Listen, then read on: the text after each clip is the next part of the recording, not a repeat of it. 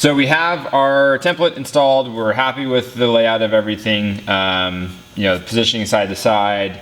Got all that set. So now we're ready to go ahead and drill our holes and get ready to install this tab. So we're just going to follow basic best practices for drilling through fiberglass and gel coat. Essentially what that is we're going to run the drill in reverse to initially go through the gel coat, which is a superficial layer of, you know, it's the cosmetics of the boat obviously, but it's actually really brittle. And so we wanted to make sure that we don't chip it at all. So we're going to run the drill in reverse to avoid any chipping or tear out. And then once we wear through the gel coat, we'll switch the drill to forward, drill all the way through the hole of the boat. And then the final step will be to countersink those holes, which is basically just putting a chamfer around the perimeter of the hole, which will help to prevent spider cracks from radiating out away from the holes. So go ahead and drill one of these just so you can see what it looks like, and then we'll drill the rest of them out and we'll take it off and show it to you. So I'm just gonna find the center here and run it in reverse.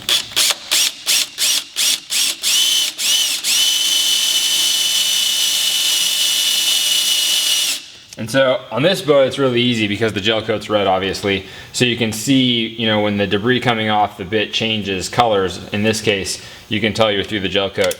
Most boats, you can also see that too, just because the consistency it changes when you switch from gel coat to fiberglass. So, drill that through the gel coat. Now I'll switch the drill to forward, and we'll go ahead and just finish the hole.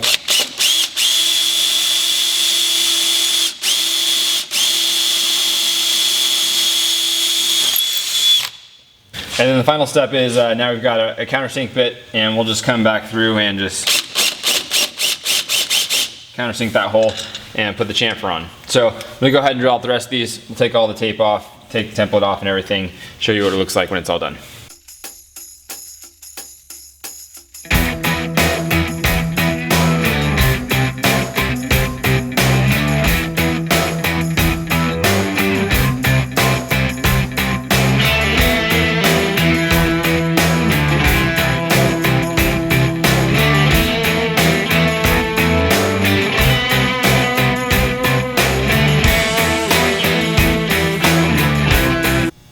We went ahead and drilled all the holes and countersunk them, and then I'm really glad this is a good opportunity to show you, even with all those best practices, gel coat is just really fickle, and so you can still get chipping that occurred like you see here around the holes. It's just kind of unfortunately the nature of the beast.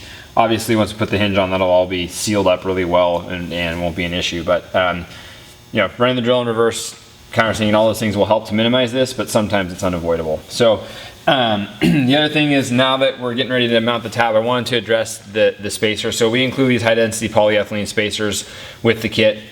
And a lot of our customers, although this is in the installation instructions, think that they have to use the spacer on every installation. That is not true. So there's two scenarios where you'll use this. One is if you have a boat that has a lot of profile or a lot of contour right where the hinge is going to be mounted, you can use the spacer and actually scribe or trace that profile onto the spacer and then cut or sand away material so that the spacer sits flat on the transom of the boat, and then you have a flat surface for the hinge to mount on. The hinge can accommodate a fair amount of curvature in the hull of the boat, especially when it's convex like this, without binding up. So in this case, on this specific boat, which is again a 2008 Mastercraft X15, we don't need to use the spacer, but in some boats you will need to. The other time that you use the spacer is if you actually need to change the geometry and shift the tab out away from the hull of the boat. So if you have a very steeply overhanging transom, for example, it can be hard to get enough angle when the tab is in the stowed position, and using that spacer will just push the tab out away from the boat and give you a little bit more angle. So that's another scenario where you might need to use it. But on this boat, we're not going to. And then the other thing I wanted to address is, in this boat, we have access to the back of the transom below the floor. And so we're able to use the center hole in the upper mounting bracket that secures the actuator to run our wiring for the actuator through. So boats, you have access below the floor, you can do that. If you don't have access below the floor level in the back of the boat and the transom, we actually include a cable through hole fitting that you can use to pass through wherever wherever that might be. And so this is what that looks like. That can be used to give you an access point that is above the floor level to bring the cable inside the boat. So that's included if you need it. So we've got all our holes drilled, countersunk. that out of the way, we'll go ahead and get the tab installed, mounted up. So we include all the hardware obviously that you need. If you don't use the spacer, then you use the shorter of the 2 screws that we supply for mounting the hinge. If you do use the spacer for your install, then you use the longer of the 2, which are 1 3/4 long. We're gonna use the shorter screws obviously in this case. And so what I like to do is just use my sealant, and this is included with the system, to squirt some into each hole till it starts to kind of feed back out. Put a little extra on this one. This will just ensure that we have a very, very good watertight seal. These holes are below the water line, so we do want to make sure that we get sufficient sealant here. And the other thing I like to do is just run a bead of sealant across the whole area where the hinge is going to mount.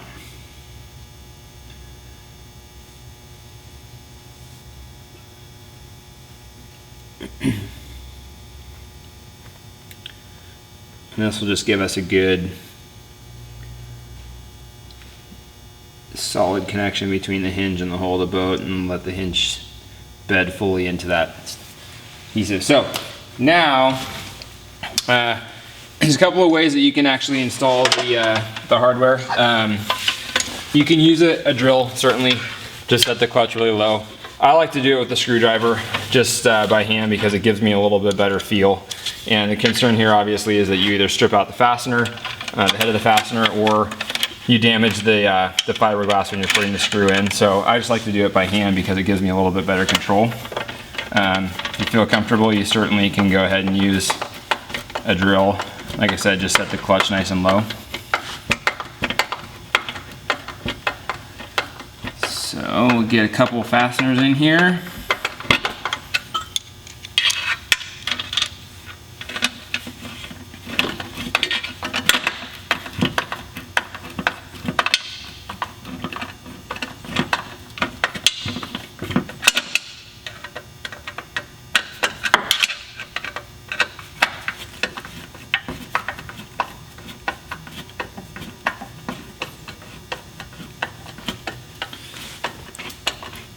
So we'll get the rest of the screws installed, running, and snugged up, and then we'll move on to mounting the upper mounting bracket and running the wiring through into the inside of the boat. For the upper mounting bracket, again, because we're going to run our cable through here, we'll use the included gland seal. So basically your upper mounting bracket will go onto the actuator cable. Gland seal will slide over the top of that. As far as installation goes, we're just going to feed the wires through into the back of the boat here. Get those fed in a ways. And then we'll go ahead and put some sealant here in each of the holes. And then I like to do bead around.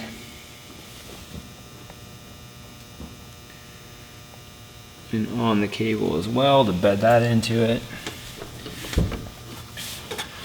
And then we'll just feed everything through.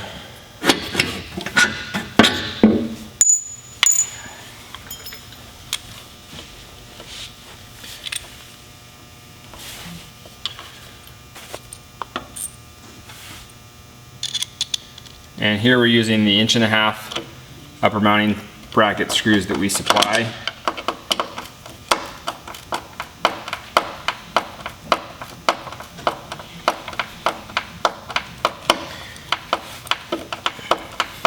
Being that these upper mounting brackets are plastic, I do like to run these in by hand just to avoid doing any damage. And now that that's fully tightened down, we can go ahead and install our actuator, secure it, and then